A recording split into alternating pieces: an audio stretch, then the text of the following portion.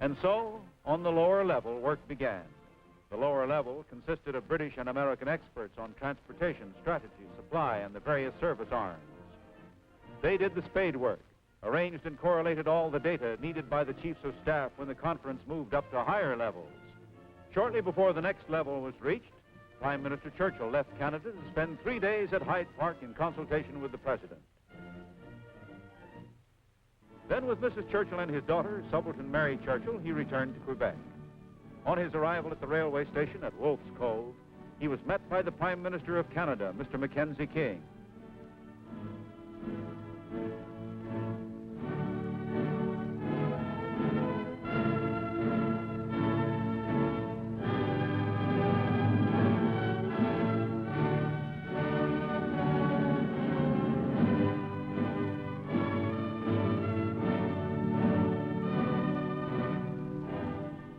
Together they drove to the Governor General's house at the Citadel.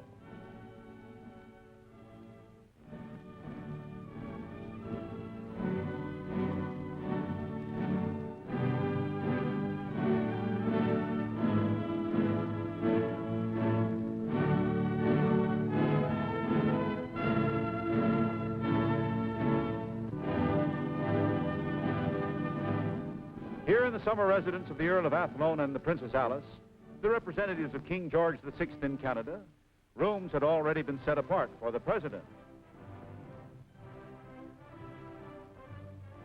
A simply furnished bedroom,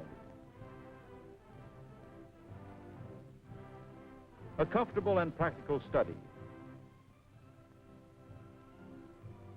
Here also was the informal conference room, the room in which the most important decisions were to be reached.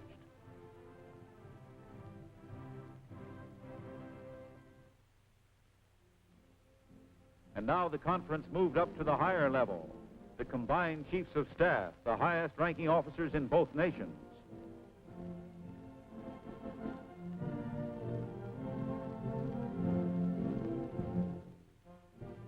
These combined staffs discussed ways and means and prepared their plans.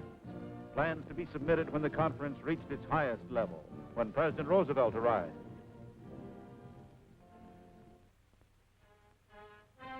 On the 17th of August, a guard of honor of detachments from the Canadian Army, Navy, and Air Force, led by the band of the Royal Northwest Mounted Police, marched onto the parade ground at the Citadel.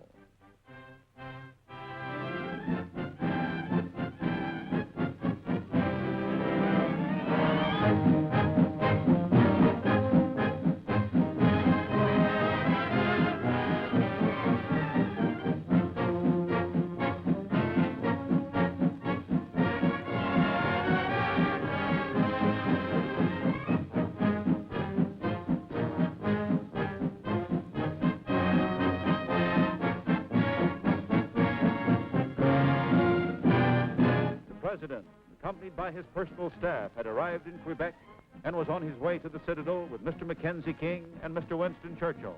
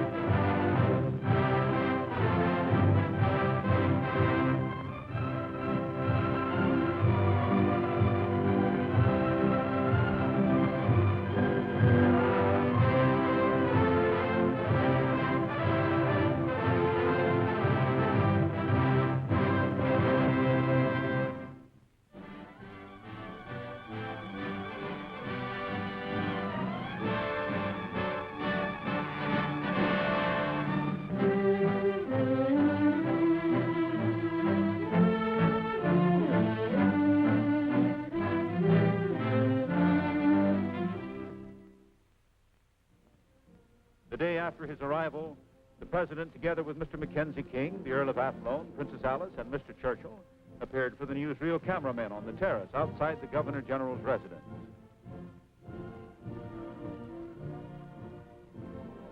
They were later joined by the combined chiefs of staff. One chair remained vacant. Suddenly, the drone of a low-flying plane was heard overhead. A flying boat circled in the morning sky. Slowly it turned into the wind and then swooped down to make a graceful landing on the St. Lawrence River. Mr. Anthony Eden, the British Foreign Secretary, had flown from Ireland to the conference. His arrival, soon to be followed by that of Mr. Hull, indicated that important diplomatic as well as military moves were taking shape. Within a short time, he joined the group on the terrace and was welcomed by the President.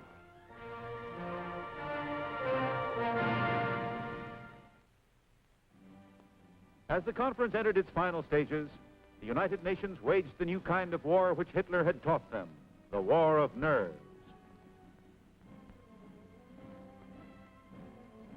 The press and radio told the Axis only what they wanted them to know. Mr. Hull, Foreign Minister of the United States, today arrived in Quebec. He was met by Mr. Mackenzie King, head of the Canadian Cabinet. It is believed that Mr. Hull came from Washington in order to combine the political aspects of the war with the military plans of the General Staff. The Germans inside their fortress Europe heard only rumors, not a hint of where the next blow would fall.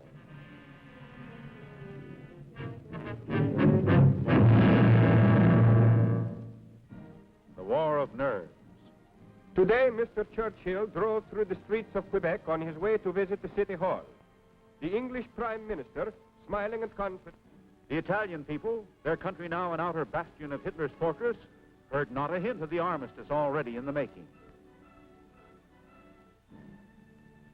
The Honorable Mr. Henry L. Stimson, the American Secretary for War, flew in from Washington. The Japanese knew that they too were not forgotten at Quebec.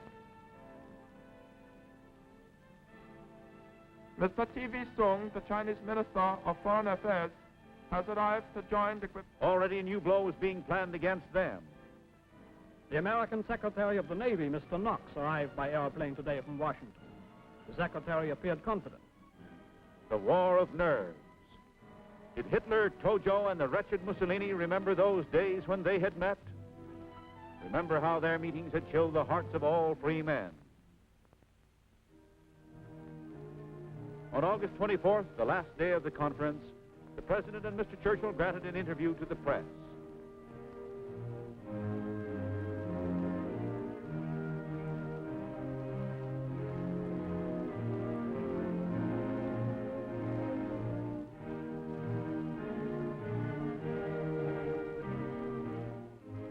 What had been decided could not yet be revealed. But as the President was later to state at Ottawa, and we have arrived harmoniously at certain definite conclusions. Of course, I am not at liberty to disclose just what these conclusions are, but in due time, we shall communicate the secret information of the Quebec Conference to Germany, Italy, and Japan.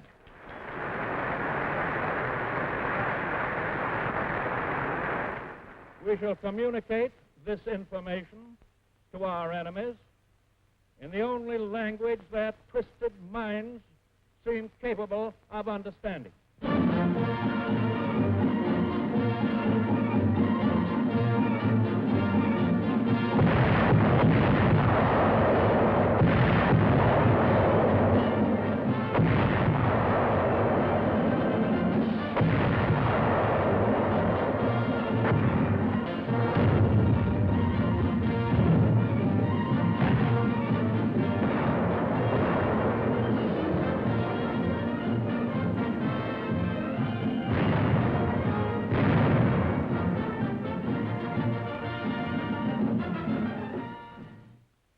We have been forced to call out what we in the United States would call the sheriff's posse, to break up the gang, in order that gangsterism may be eliminated in the community of nations. We are making sure absolutely, irrevocably sure that this time the lesson is driven home to them once and for all.